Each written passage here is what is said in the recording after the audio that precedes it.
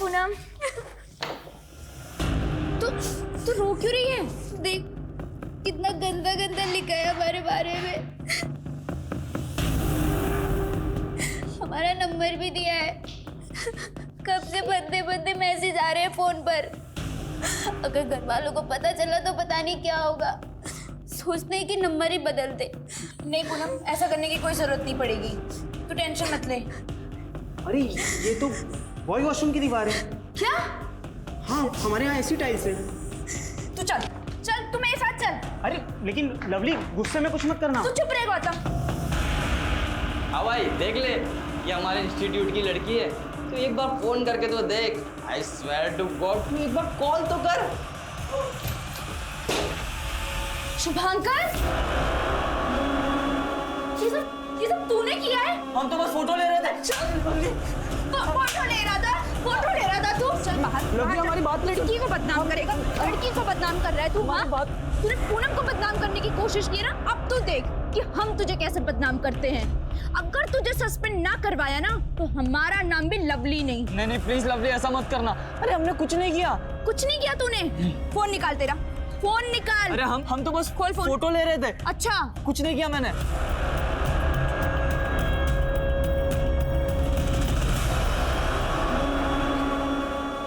हाय lovely, बड़ा ही प्यारा नाम है ना। दीपक हमारे रास्ते से। अरे सुनो तो सही, गुस्सा क्यों हो रही हो? कसम से गुस्से में ना तुम और भी लवली लगती हो। भाई अभी जी इसलिए नाराज हैं क्योंकि पूनम पे तो हमने पूरी दीवार लिख दी, इनके लिए हमने कुछ लिखा नहीं, इसीलिए बस। हटो यहाँ से तुम लोग। दीवार क्या, पूरा कमरा लिखना पड़ेगा इस लवली के लिए।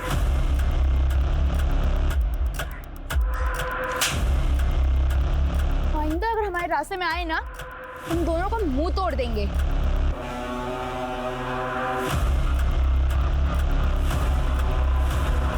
सर, बॉयज़ टॉयलेट वाले इंसिडेंट के बाद लवली ने शुभांकर को सस्पेंड करवा दिया था, लेकिन जब दीपक और सुनील के साथ झगड़े की खबर मैनेजमेंट वालों को पता चली तो लवली को भी 1 हफ्ते के लिए सस्पेंड कर दिया। और 1 हफ्ते बाद वो लौट के आई तो उसका पूरा प्लान ही बदला हुआ था। प्लान बदला हुआ था? जी सर, लवली IIT की तैयारी के लिए कोटा जाना चाहती थी और हमने उसको आखिरी बार तब देखा था जब वो और गौतम मिलके कोटा का फॉर्म भर रहे थे। गौतम कहाँ मिलेगा? वो तो उसी दिन कानपुर चला गया था, अब तक नहीं लौटा। अच्छा, आप और लवली इंस्टीट्यूट के बाद घर एक साथ जाते थे ना? जी सर, पर आधे रास्ते तक ही साथ जाते थे। लवली का घर अलग पड़ता है और हमारा अलग, तो एक मोड़ के बाद हम अलग हो जाया करते थे। हाँ, इस लड़की को देखा है साइकिल से जाते हुए। 2 लड़कों के साथ झगड़ा भी हुआ था इसका। यार लवली कहाँ जा रही हो? हम छोड़ दें क्या? रास्ता छोड़ हमारा, तुम हटो हमारे रास्ते से। तुम छोड़ देते हैं ना, छोड़ देते हैं ना। क्यों पकड़ रहे हो? दीपक, क्या हुआ बेटा? कुछ नहीं हुआ है। कौन थे वो दोनों लड़के? जानते उनको? सर हम जानते तो नहीं है, लेकिन हाँ, लाल रंग की बाइक से आए थे। पूनम, वो जो 2 लड़के दीपक और सुनील उस दिन लवली को परेशान कर रहे थे, क्या उनके पास कोई बाइक है? हाँ सर, दीपक के पास बाइक है, वो भी लाल कलर की। रहते हैं कहाँ दोनों? एड्रेस मालूम? नहीं सर, घर नहीं पता, पर इतना पता है कि हमारे इंस्टीट्यूट में पढ़ते हैं।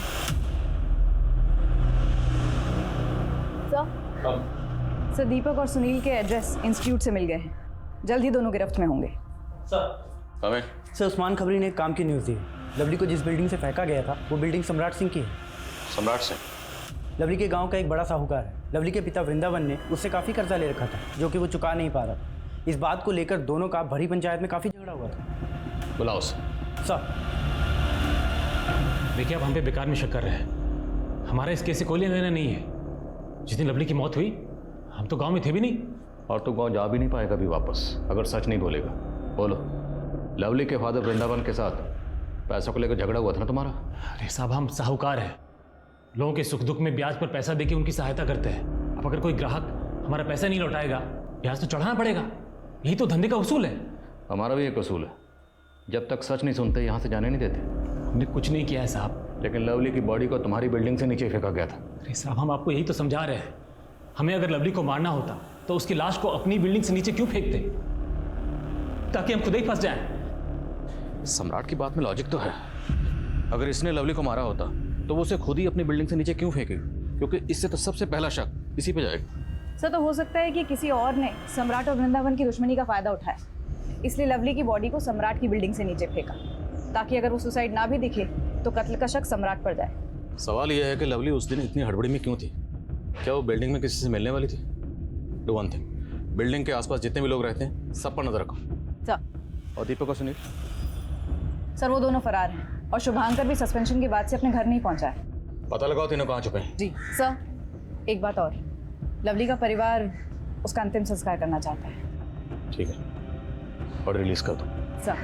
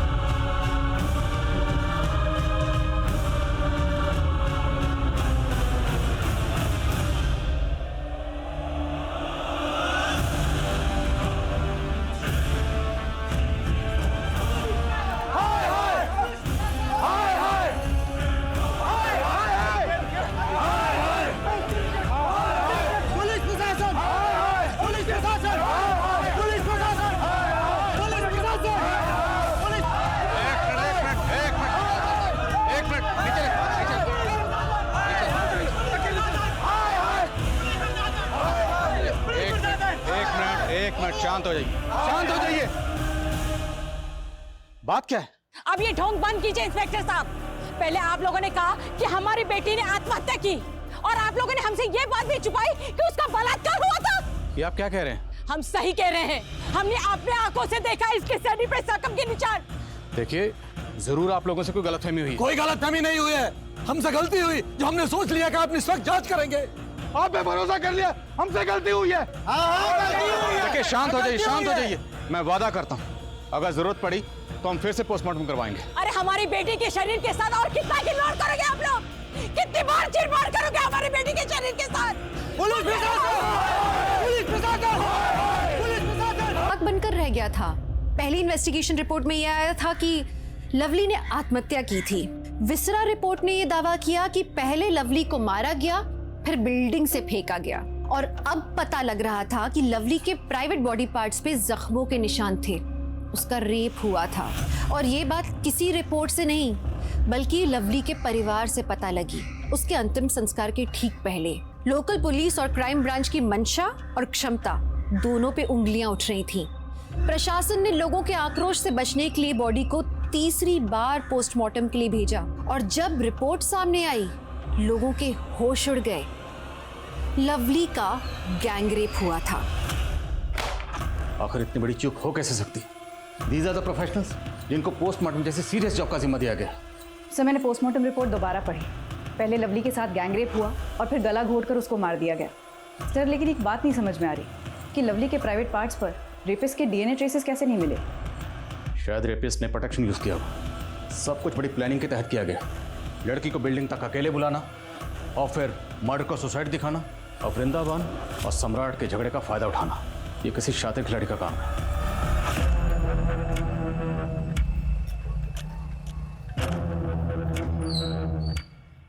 शुभंकर, हेलमेट पहन ले, पुलिस ढूंढ रही है हम लोगों को। तुम भी बैठ।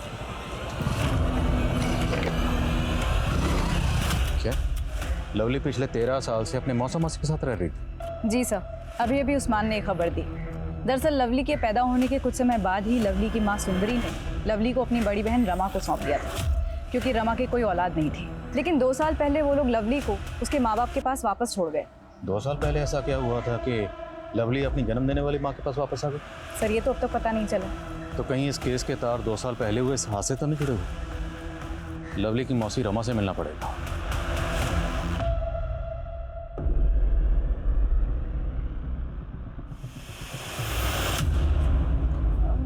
मम्मी, 1 गिलास दूध मिलेगा? क्या बात है, आज खुद से दूध मांगा?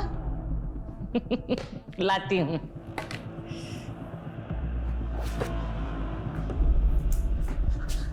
यहाँ क्या कर रहे हो? ये तुम्हारे लिए, पकड़ो, इसे पढ़ना जरूर, ठीक है?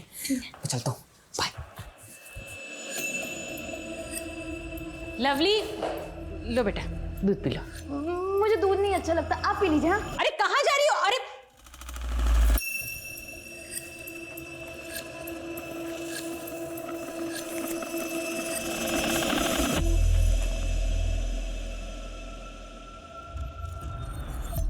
हम शादी कब करेंगे? जब तू ना 18 साल की हो जाएगी, यानी 4 साल बाद। 4 साल? नहीं, मैं इतना वेट नहीं कर सकती। अरे लवली, तुम्हें पता है हमारा दिल क्या करता है कि हम तुम्हें अभी के अभी घर से यूं भगा के लेके जाएं। सच्ची? भगा के ले जाएगा? भगा के ले जाएगा? से निकले नहीं है। शादी करना दिखा मत तुम्हारा, भाग यहाँ से।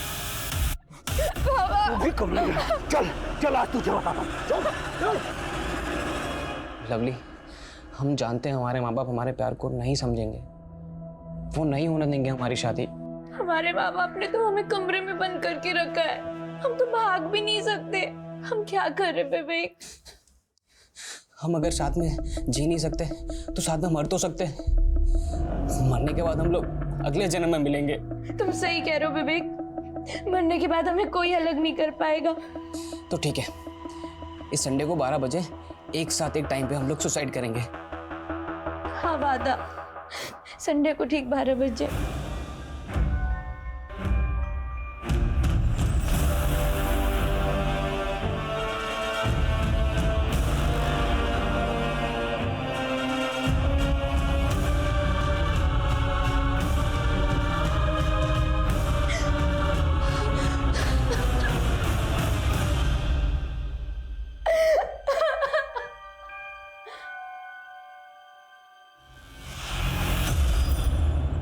विवेक को बचाना होगा। मम्मी, मम्मी दरवाजा खोलो, मम्मी दरवाजा खोलो, मम्मी प्लीज दरवाजा। मम्मी, लवली, लवली कहाँ जा रहा है? लवली, लवली,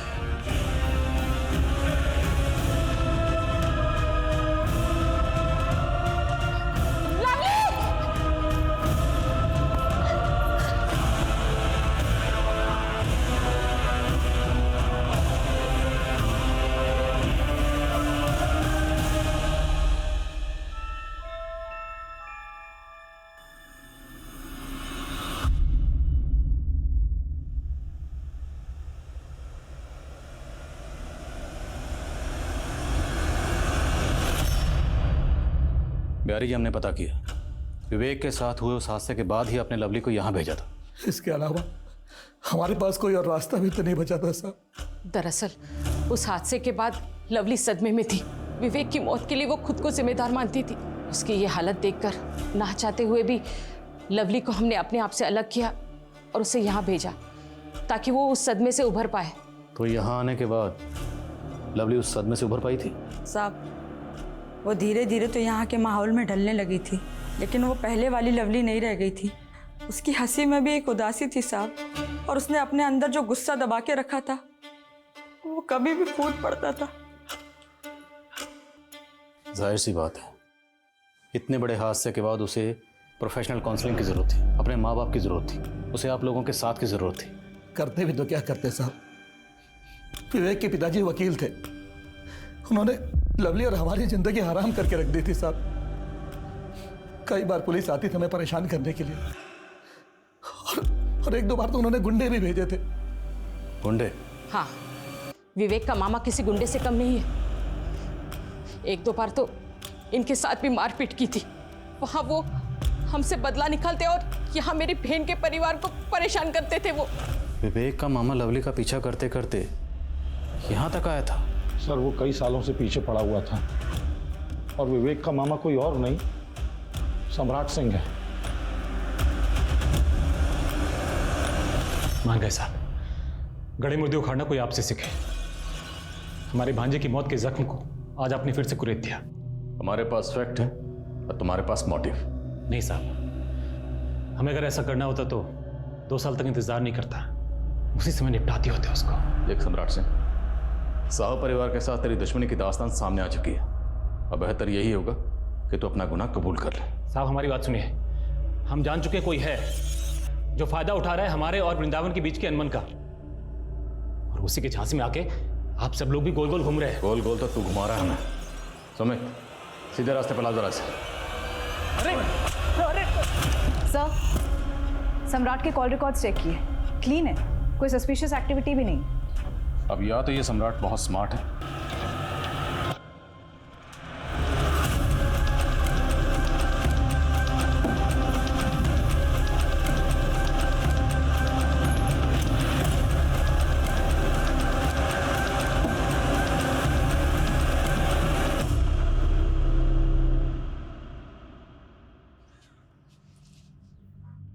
सुंदरी, लो कुछ खा लो। कब तक अपने आप को सजा देती रहोगी? नहीं दीदी, सजा तो उसको मिली है, ऐसी घिनौनी मौत। हम सब उसके गुनहगार हैं दीदी। ऐसे क्यों बोल रही हो? इसमें तुम्हारी कोई गलती नहीं है। गलती तो उसकी भी नहीं थी दीदी, फिर भी हमने उसको सजा दी, उसको हमने आप से अलग कर दिया दीदी। कभी उसको अपने पास प्यार से बैठाकर समझाया तक नहीं। लवली, इतनी देर क्यों हो गई आने में बेटा? पढ़ाई कर रहे थे इसलिए देर हो गई आने में। और आप हमारी इतनी फिक्र क्यों करती हैं? जब तुम माँ बनोगी ना, तब तुम्हें समझ में आएगा कि हम तुम्हारी इतनी फिक्र क्यों करते हैं।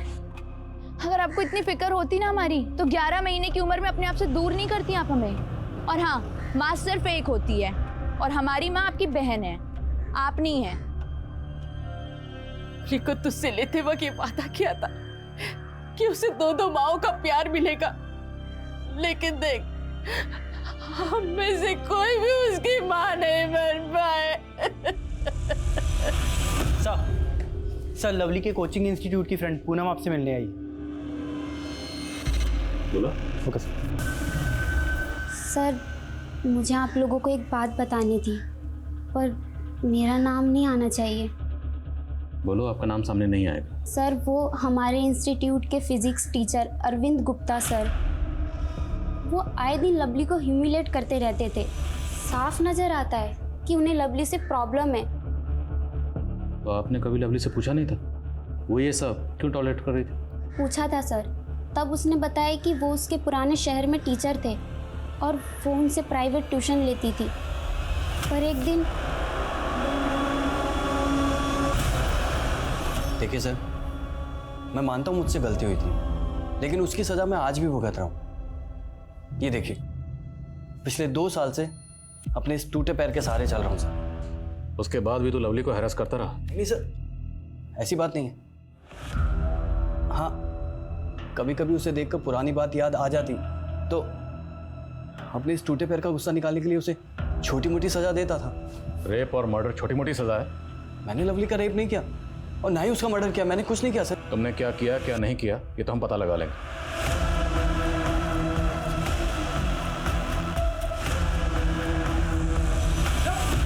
अरे कौन हो आप लोग? यार मैंने कुछ नहीं किया मैडम।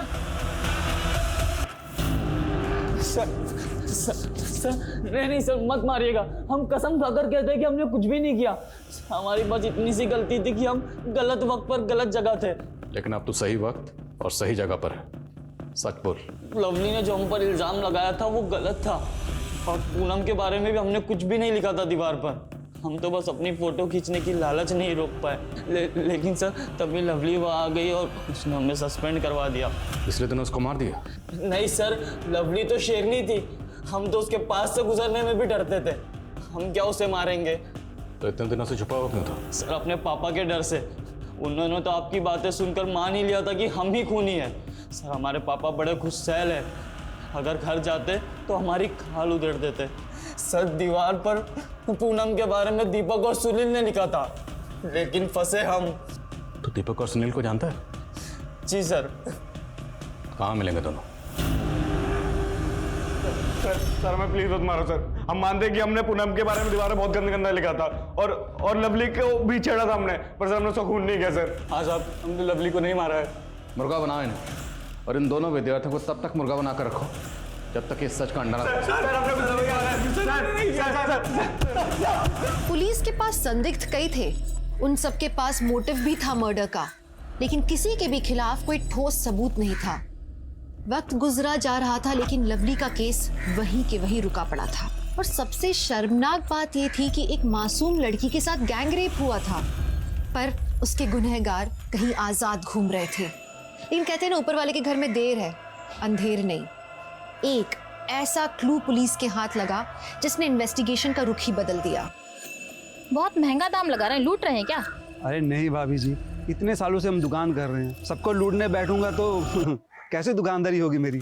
मतलब काफी पुराने हैं आप यहाँ पे? हाँ, 15 साल पुरानी दुकान है हमारी। लगता है आप यहाँ नए आए हैं। हाँ भैया, हम कुछ दिन पहले ही आए हैं, लेकिन सुना है यहाँ किसी लड़की का मर्डर हो गया। कुछ पता चला उसके बारे में, कौन किया है वो मर्डर? हाँ भाभी, अब सही सुने हो, लेकिन पुलिस पूछताछ कर रही है। अब वैसे भी लड़कियाँ लड़कों के साथ गुलछर्रे उड़ाएंगी, यही सब कुछ होगा ना। गुलछर्रे उड़ाएंगी मतलब कुछ समझे नहीं हम। माफ करना, मरे हुए लोगों के बारे में कुछ बुरा नहीं बोलना चाहिए, लेकिन मैंने उड़ती उड़ती एक खबर सुनी है कि उस लड़की लवली का किसी लड़के के साथ चक्कर चल रहा था। कौन था वो लड़का? अब इतना तो नहीं हमको पता। वेरी गुड रेनू, गांव के और लोगों से बात करो और कोशिश करो कि कोई पुख्ता नाम हमारे हाथ लगे। जी सर।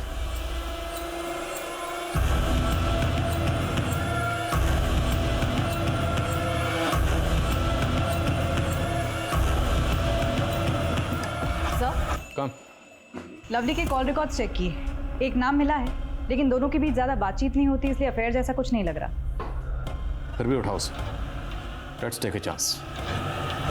सर हम सच कह रहे हैं सर, लवली के साथ हमारा कोई अफेयर नहीं था सर। लड़का लड़की घूमने लगते तो सर सब लोग बातें बनाने लगते। सर लवली तो हमारी राखी सिस्टर थी सर, बहन मानते थे सर हम उसको।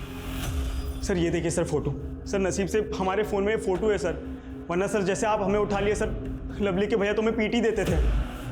लवली के भैया मतलब कन्हैया? हाँ सर, उनको लगता था कि हमारे बीच में कुछ अफेयर चल रहा है, तो वो अपने साथ ही लेके आए थे हमें पीटने के लिए। अगली बार से हमारी बहन के आसपास भी दिखे ना तो टांगे तोड़ देंगे तुम्हारी। हम मिलेंगे क्योंकि हमने कुछ गलत नहीं किया है। ये देखो, हमारी कोई बहन नहीं है ना, तो हम लवली को बहन मानते हैं। लवली ने राखी बांध दी हमें, अब यकीन आया आपको? पूजा, एक पॉइंट मेरे जहन में बार बार चल रहा है, लेकिन उसे सपोर्ट करने के लिए हमारे पास कोई एविडेंस नहीं है। कौन सा पॉइंट सर?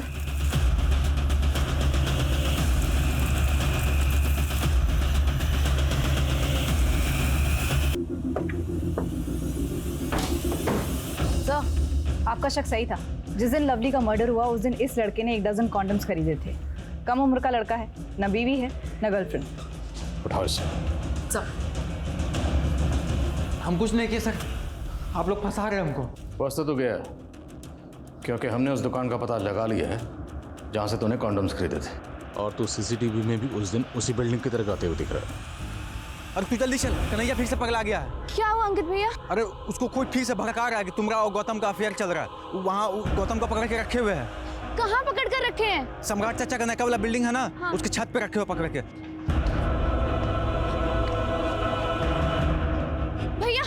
भैया गौतम कहाँ है? यहाँ कोई गौतम नहीं है, और हमने तुमसे कहा था ना उस गौतम से दूर रहना। तुमने झूठ बोला हमसे। भैया कन्हैया, कहने में तो बहुत बुरा लगता है, लेकिन यह लवली के चाल चलन बिल्कुल भी ठीक नहीं है। वहां पर विवेक, अब यहाँ पर गौतम। विवेक तो मर गया, मुझे लगता है अब गौतम के मरने की बारी है। तू डरता है किसी से? डरते नहीं है ताऊ, लेकिन बहन है वो हमारी। अबे तेरी माँ और तेरी मौसा की नाजायज औलाद है वो। कहाँ बक रहे हो ताऊ ये? तभी तो उसके पैदा होते तेरे बाप ने तेरी मौसी को सौंप दिया था उसे। बताता हूँ साहब, हमने कन्हैया को झूठी कहानी सुनाई थी साहब। खुद के भाई के बच्चों के साथ तुम्हारी क्या दुश्मनी थी? दुश्मनी हमारी बच्चों के साथ नहीं, उनके बाप के साथ थी। उसने चालाकी से हमारी एक उपजाऊ जमीन का टुकड़ा हमसे हथिया लिया साहब। इसलिए मैंने सोचा कि घर के चिराग से घर को आग लगा देता हूँ। इसलिए हमने कन्हैया के अंदर लवली के खिलाफ जहर भरना शुरू कर दिया साहब। तेरी बेटी जैसी भतीजी हो, उसके साथ ये घिनौनी हरकत क्यों की? क्या चल रहा है सब? हाँ जी, उठो। हमें बचा लीजिए, ये दोनों। हाँ जी। अब हमारी बारी है।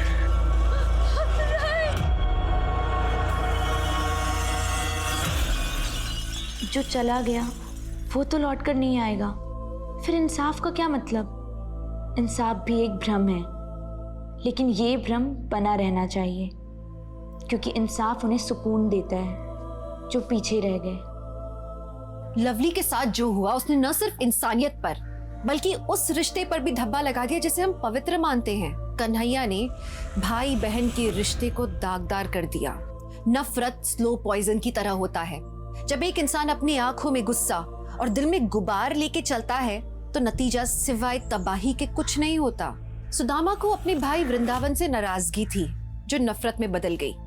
फिर उसने शतरंज की बिसात बिछाई और वृंदावन के बेटे को ही मोहरा बना दिया।